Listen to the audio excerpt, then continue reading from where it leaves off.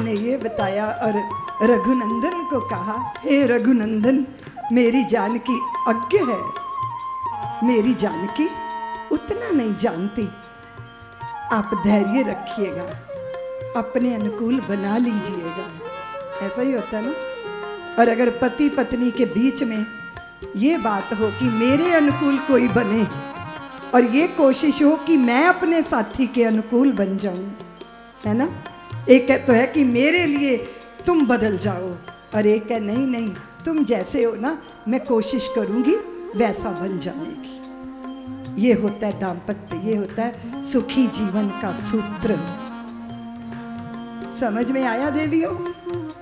कैसा होना चाहिए जीवन? रामचरितमानस जीवन को धन्य बनाता है, क्योंकि मानस ये है, ये सारे फसाद की जड़ ये खोपड़ी की कुवृत्तियां हैं, दुष्वृत्तियां हैं।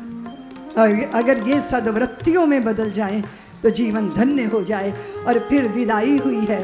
कौन पिता ऐसा है जो अपनी पुत्री को विदा करके जिसका आंचल नहीं भीगता, जिसका आंचल नहीं भीगता। मैं विचार कर रही थी, अभी वात्सल्य ग्राम की एक बिटिया है जो डॉक्टर बन गई है और उसका 24 अप्रैल को विवाह है। मेरी बड़ी लाडो रानी है वो। मैं सोच रही थी तो बहुत सारी बेटियां विदा करनी है मुझे, तो बहुत सारे लोग मुझे कह रहे थे, दीदी माँ आप ऐसा क्यों करती हो?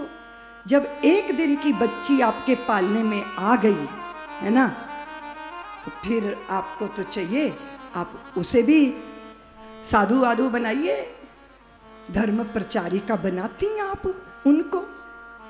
मैंने कहा कि मैं किसी को छत देकर किसी का आसमान नहीं छीन सकती,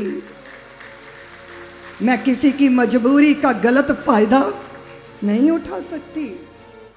अभी देखिए मेरे पास साध्वी सत्यप्रिया, कैसी तेजस्वी तरुण साध्वी, सर्वसिद्धा तरुण साध्वी, समन्विता, ये सत्यनिधि बैठी हैं।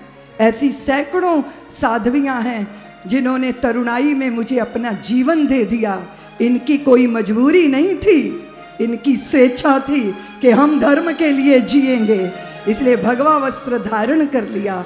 पर जो मेरे पालने में आया, हाँ, जिसके माँ पिता का ही नहीं पता, मेरी गहरी इच्छा थी कि उनका अपना घर बसे, वो किसी परिवार की पुत्र वधू बने जाकर।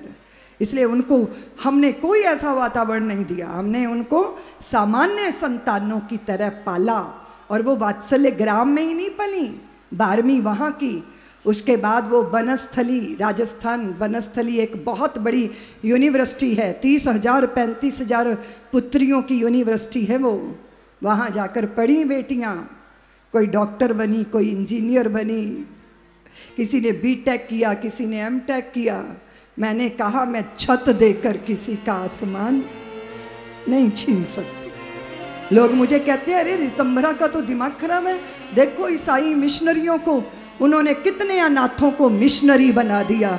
मैंने कहा वो ईसाई है, मिशनरी हैं, वो किसी की मजबूरी का फ़ायदा उठा सकते हैं। मैं सनातनी हिंदू हूँ, मैं किसी की मजबूरी का गलत फ़ायदा नहीं उठा सकती।